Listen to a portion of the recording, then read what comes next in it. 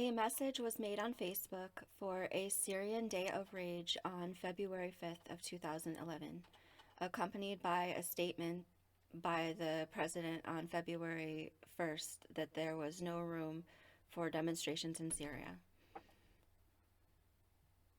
because there was no discontent with the ruling regime. Some activists began trying to organize several demonstrations of solidarity with the Egyptian Revolution of January 25, which began on January 29th and continued until February 2.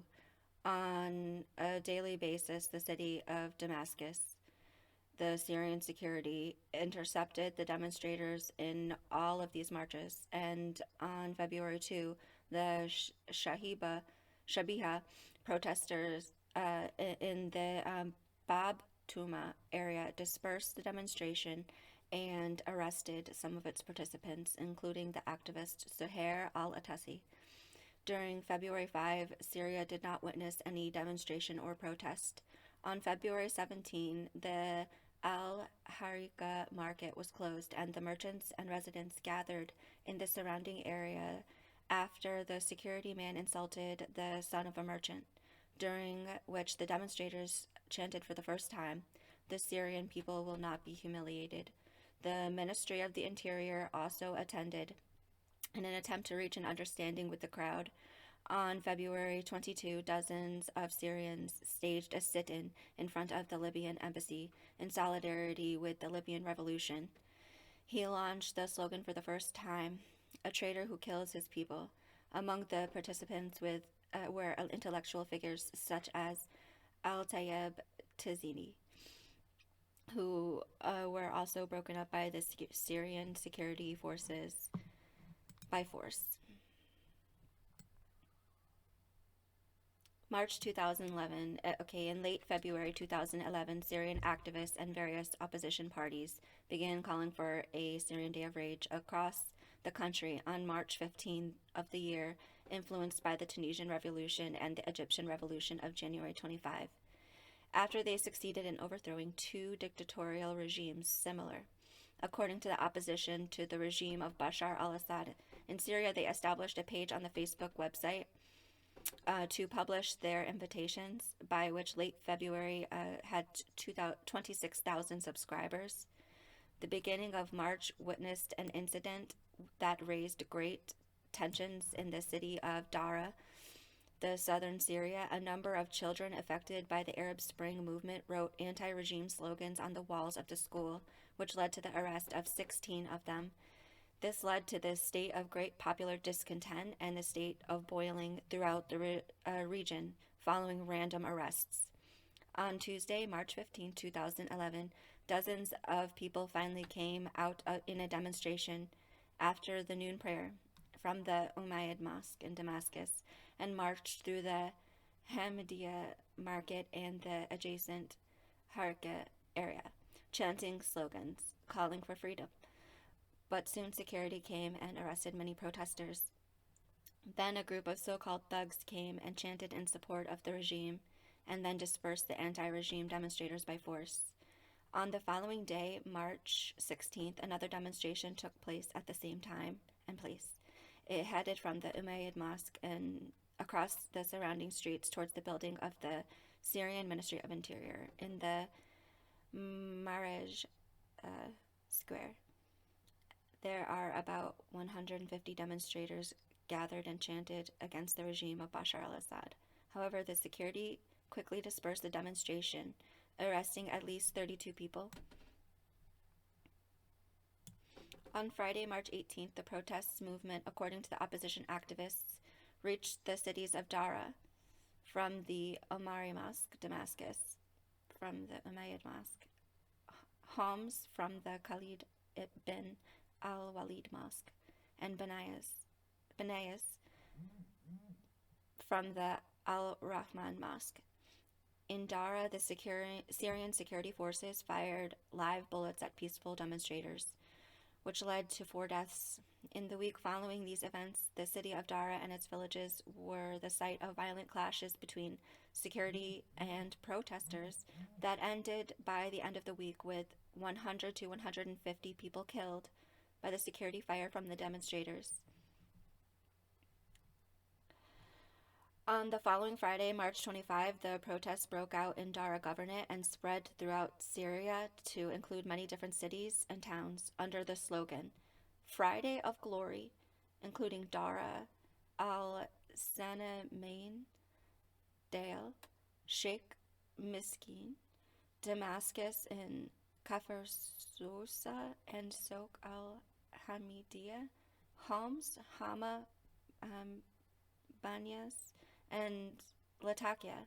In Dara, the demonstrators succeeded in toppling and destroying the idol of the former President Hafez al-Assad, and the governorate was witnessed during the same day a massacre in the town of al-Sanamain, which killed more than 17 people who were killed by security fire as they headed from al-Sanamain toward Dara. April 2011. On March 31st, Syrian President Bashar al-Assad delivered his first speech since the start of the protests, in which he talked about some promised reforms that he announced to his commitment to implement soon to satisfy the protesters. And 2 days before that, the previous government had submitted its resignation, and the president accepted it, then announced the formation of a new government in mid-April. On April 7, a very presidential decree came to grant citizenship to Kurdish citizens in Syria, after they had been denied it for many decades in the past. In order to contain the protests more, President Bashar al-Assad ordered on April 14th by releasing hundreds of detainees who were arrested during the protests, but he excluded those who said they had committed crimes against the homeland and the citizen.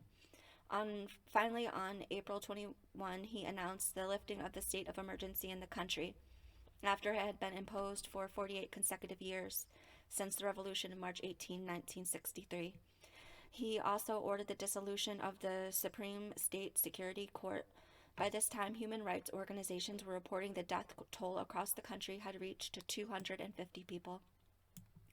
The following day, April 22, was one of the bloodiest days of the protest, according to the opposition, as it reported that nearly 100 people were killed on that day after the protest broke out under the slogan Good Friday. On April 25, the Syrian army forces entered the cities for the first time to participate in security forces' suppression of the protest movement, as the army invaded the city of Dara and bombed it with artillery tanks, as well as entered towns of Duma and Modamia in Damascus countryside, and the total dead in military operations by the end of the day was no less than 38 people, according to the Syrian Observatory for Human Rights. 2 weeks later, the total number of dead in the Dara campaign since April 25 had reached about 220 people, while the death toll from the protests had reached nearly 800 people. May 2011. A week after invading Dara, on May 3, the army besieged the coastal city of Banyas, and then invaded it and launched campaigns of random arrests in the streets. The death toll from the first day was 6 people.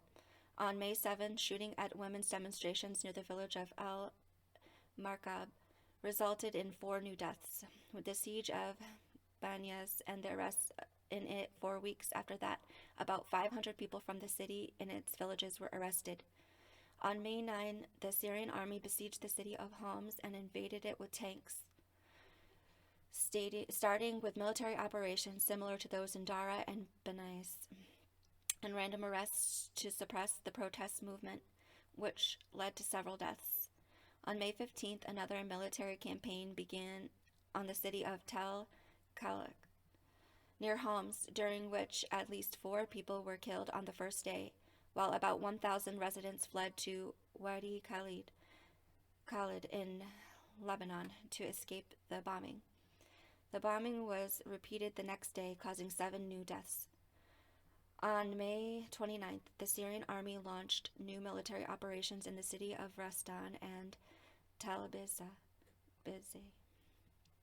besieging them with tanks and artillery. The campaign in the 2 cities continued for a week after that, ending with the fall of at least 74 people.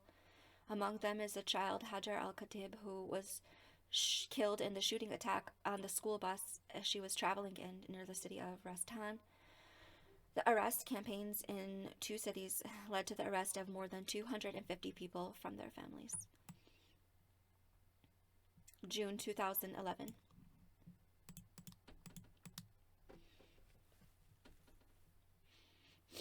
On Friday, June 3, 50,000 demonstrators held a sit-in Al-Asi Square in Hama and Freedom Square in Marat al-Numan, calling for the downfall of the regime under the slogan, Children of Freedom's Friday. Thus, these two demonstrations were the largest in Syria since the protests began. But security forces opened fire on the Hama demonstrators, killing more than 70 people within hours. On the following day, June 4, the security and army forces invaded the city of Jisr al-Shughar and bombed it with helicopters, leaving more than 38 people dead in one day. After the Syrian forces entered the city, they found a mass grave containing the remains of 120 Syrian soldiers who were mysteriously killed. The army also invaded the entire Jabal al-Zawiya area after it brought tanks from Al-Ghab plain in the Hama governorate. These operations led to huge mass displacements from Idlib province towards Turkey until the number of refugees by August reached about 17,000 people, according to official Turkish statistics. On June 10, the army also stormed the city of Marat al-Numan, and snipers and 5 helicopters that hovered over the city opened fire on the demonstrators, killing 11 people. Then he imposed a siege on her after that. The local protest coordinators also gave the slogan Volcano of Aleppo on Thursday, June 30th, in an attempt to stoke demonstrations in the city of Aleppo, more after it remained relatively calm during the previous months, and this led to demonstrations in more than 10 areas of the city and attempts to sit in Saad Allah al-Jabri's main square there, but 1 person was killed in the city during the security dispersal of those rallies. July 2011. After the first campaign against Hama in early June, the army and the security forces returned on July 4 to besiege and invade the city, and the invasion of that day caused 23 deaths in it. Among them, the demonstrator Ibrahim Kasush, who was slaughtered by the throat, and his body was thrown into the Orontes River. On July 10, hundreds of demonstrators took part in the protest march from Al-Hassan Mosque in the Al-Midan neighborhood in the capital, Damascus, in which dozens of intellectuals and artists participated in the first demonstrations, in which well-known Syrian personalities participated since the protest began, and among them was Khalid Taja, Faris al-Halu, and May Ska. The Malas brothers, the director Nidal Hassan, Nabil al-Maleh, Sarah al-Tawil, and Iyad al-Sharbaji. The 2 writers Rima Falhan, Wim Mashadi, and the activists Riyad Saif Fayez, Sarah Mazan Darwish. But 20 of them, including many artists, writers, and actors, were also arrested by the security forces. It was scheduled for July 16 to hold what is known as the Syrian National Salvation Conference, a conference aimed at forming a shadow government for the Syrian opposition to unite under its wing. The conference was supposed to be divided into 2 parts, a conference at home in the capital Damascus and a conference abroad in the Turkish city of Istanbul, with the participation of 400 exhibitors led by Haytham al-Meleh. However, during the course of anti-regime demonstration in Kabun neighborhood of Damascus, next to the conference hall in the Friday of Prisoners' Freedom, on July 15, security forces shot and killed 14 protesters. On the same day, 2 Kurds were killed in Rukn al-Din neighborhood in the north of the city, and 1 was killed in Barza district, which led to thousands of demonstrations for their funeral the following Saturday. These events prompted the opposition to change the venue of conference in the capital to a secret location that was not announced. Also in the Damascus region, security forces surrounded the city of Katana at dawn on Saturday, July 16th, and entered it with security forces consisting of 20 tanks and several buses carrying security men. A campaign of raids and arrests began there, and indiscriminate shooting in the city caused the death of a baby and injury of an infant, his mom. Later, the death toll rose to 6 civilians. On July 31st, the Syrian army besieged the city of Hama and bombarded it heavily from all sides.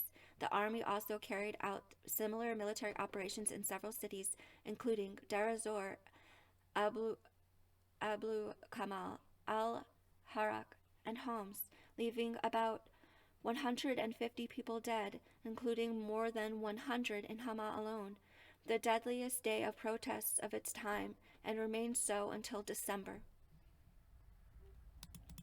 The military campaign against the city of Hama continued for a week, from August 31st to August 7th. From August 7th to August 31st, when a total number of dead for the week reached about 300. August 2011. On August 4, Bashar al-Assad issued a multi-party decree that he had promised months ago, and 2 days later he pledged to hold fair elections before the end of 2011. At dawn, Sunday, August 11th, the army invaded the city of Deir ez-Zor in eastern Syria and began bombing it with military vehicles, after it had bombed lightly since August 4 and 5.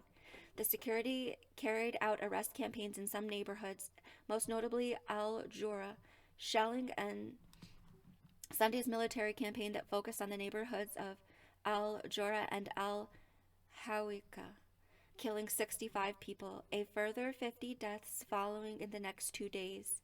On the same Sunday, 25 tanks invaded the Hola area in Homs countryside, causing 21 deaths. On August 11th, he announced the resignation of the Syrian Minister of Defense, Ali Habib, following shortly by rumors of his death in mysterious circumstances, and of the regime's involvement in this, given what is said about his opposition to the Hama campaign. His resignation was due to health conditions that prevented him from continuing his work. On to August 14th, the army and security forces stormed Al-Ramel area neighborhood and Al-Shab neighborhood in the city of Latakia, and tanks bombed them by land and gunboats by sea, killing more than 30 people during 3 days of continuous bombardment of the city.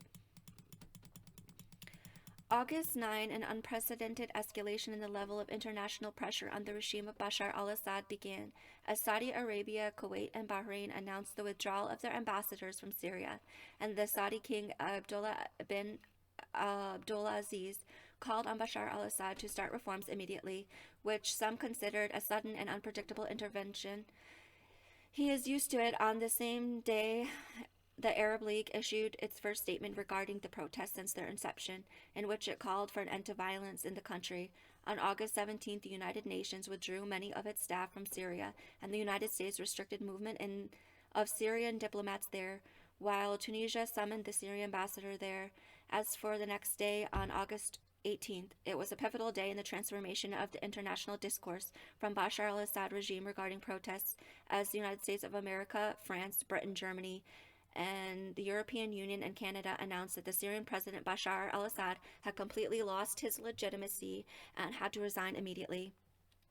On August 22nd, the United Nations Human Rights Council mission headed to the city of Homs to assess the humanitarian situation there, after it had arrived in Damascus 1 day before, and after he had decided to send it to Syria on August 19th. When the mission arrived, the demonstrators gathered to receive it in the Clock Square in the center of the city, but as soon as the mission left, the security forces opened fire on the demonstrators, killing 6 of them. After these events, authorities asked the mission to leave the city for what it described as security reasons, while the mission considered that this was due to demonstrations provoked by its arrival. On the evening of Sunday, August 28th, the security forces besieged Al-Rafai Mosque in the Damascus neighborhood of Kafir Sousa immediately after the end of the Tahajjud prayer, and stormed it with force. Negotiations continued for 2 hours between protesters and security to get out peacefully from inside the mosque, but it did not lead to anything. Dozens of protesters were arrested during the repeated security attacks on the mosque. Shootings occurred while one of them was killed. After the news of the mosque siege spread, another demonstration took place in a nearby mosque in the neighborhood. From the towns of Duma, Zamalka, Hamoria, and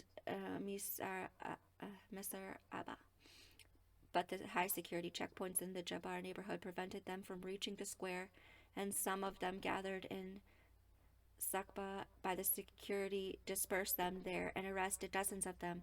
In addition to these events, dozens of people demonstrated in the Kafir Susa Square to demand the release of detainees from the Al Rafah Mosque, and dozens of others in front of the Al Andalus Hospital in protest of the attack on Osama al Rafah.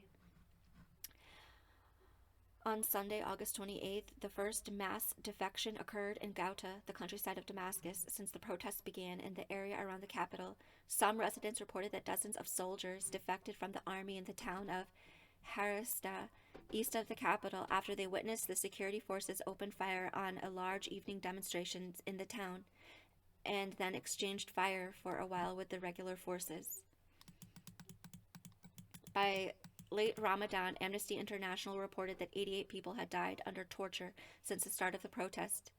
As for the total number of deaths during the month of Ramadan, it reached 473 people killed.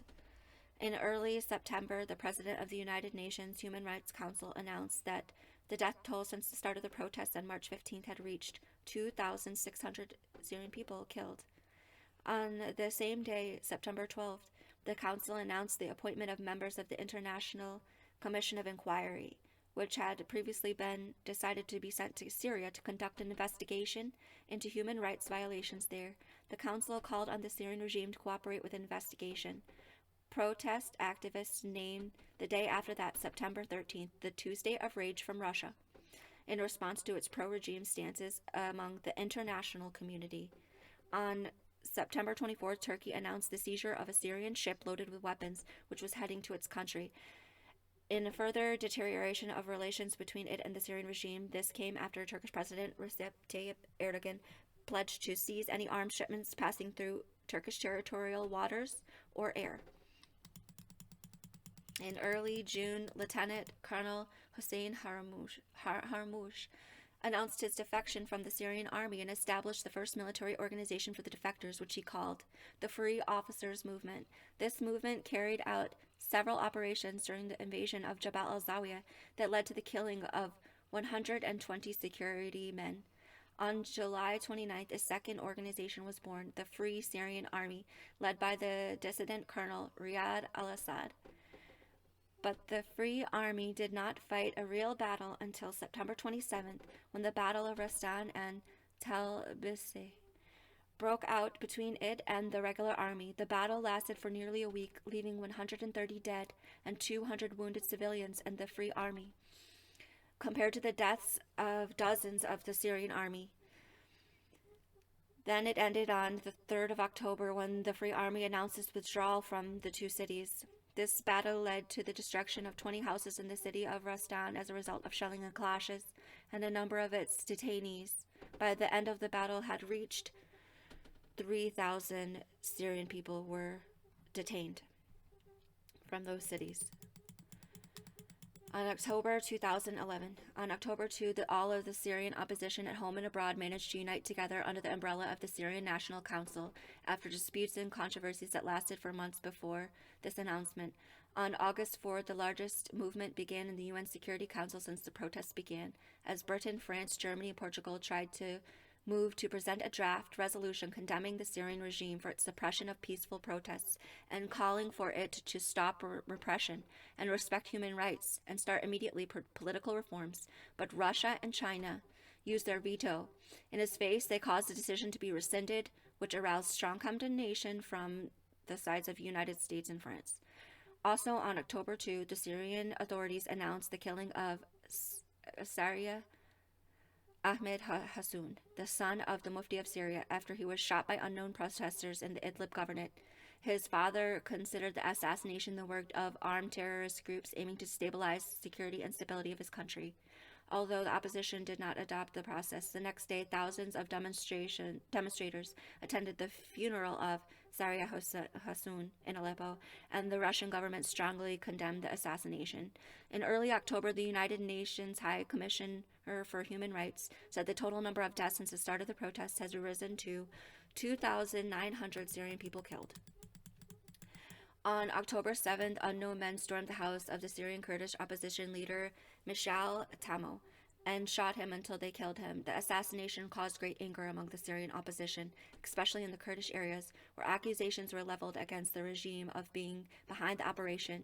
On the day after his death, a number of demonstrators, estimated at 50,000 people, came out of the cities of Kamishli, Amuda, Ad-Dabasiyah, and Ain al-Arab in the northeastern Syria for his funeral. They raised anti-regime slogans and declared a general strike in the cities to protest the assassination. The United States considered the assassination an escalation by the regime in targeting opposition figures. The assassinations also led to angry protests from the Syrian community abroad, storming the Syrian embassies in Britain, Germany, and Austria, as well as the headquarters of the Syrian diplomatic mission in Switzerland to protest the assassination. On October 11th, the Libyan National Transitional Council announced its recognition of the Syrian National Council as the sole legitimate representative of the Syrian people and closed the Syrian embassy in Tripoli, becoming the first country in the world to officially recognize the council.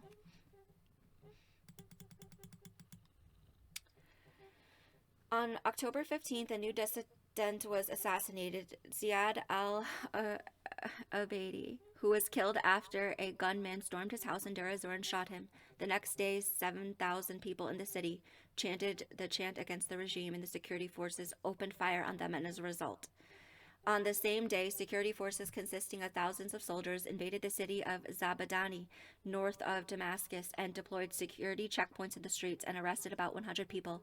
On the following day, October 16th, the Arab foreign ministers held an emergency meeting in Cairo, after which they reached a 15-day deadline for the Syrian regime to start dialogue with the opposition to solve the worsening crisis in the country.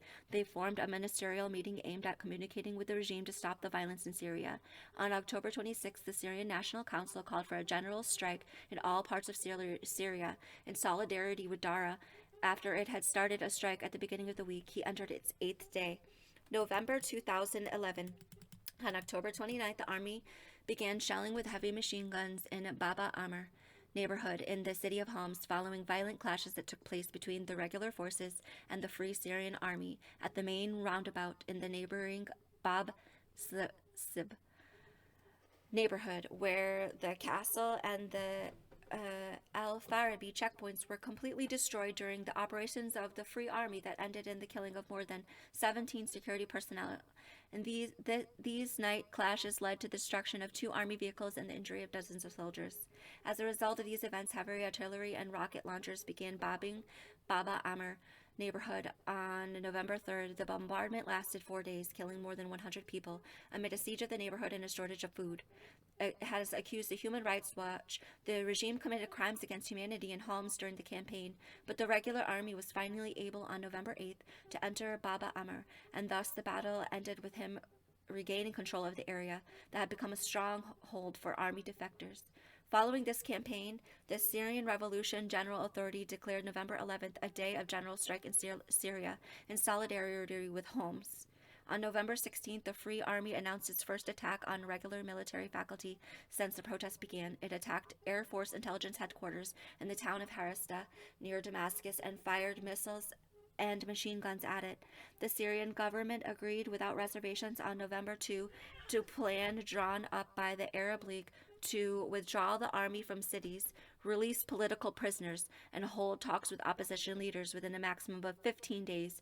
A plan was put forward half a month ago, but when November 16th came, the plan was not yet implemented. The Arab League took decision by an overwhelming majority to suspend Syria's membership with the Arab League and give it a 3-day deadline to sign a protocol to send Arab observers to the country, which aroused great indignation on the part of the Syrian government. It was followed by attacks and raids on the embassies of Qatar and Saudi Arabia in Damascus and the consulates of Turkey and France in Aleppo and Latakia.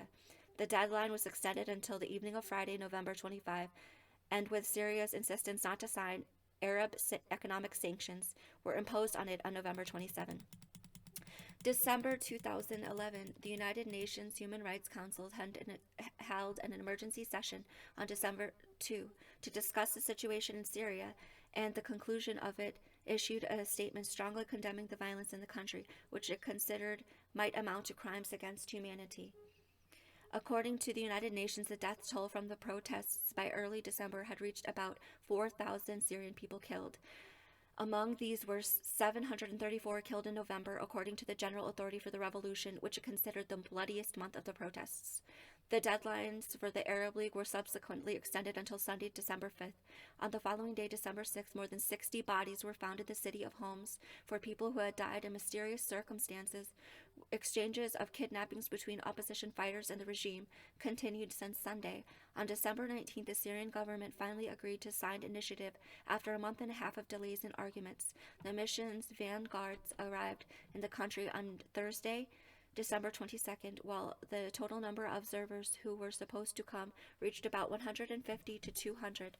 The General Authority for the Syrian Revolution reported that 771 people were killed in Homs alone during the Arab League deadline for the Syrian regime.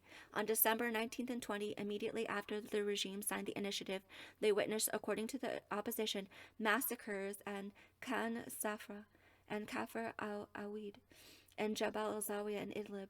On the first day, the government forces surrounded 72 defectors from the army near the town of Khan Safra and killed them all. Next, they besieged 160 residents of the village of Kafr Awid and the activists fleeing from it and exterminated all of them in turn. Thus, according to the Syrian National Council, the death toll for the 2 days in the Idlib governorate reached up nearly 250 Syrian people killed.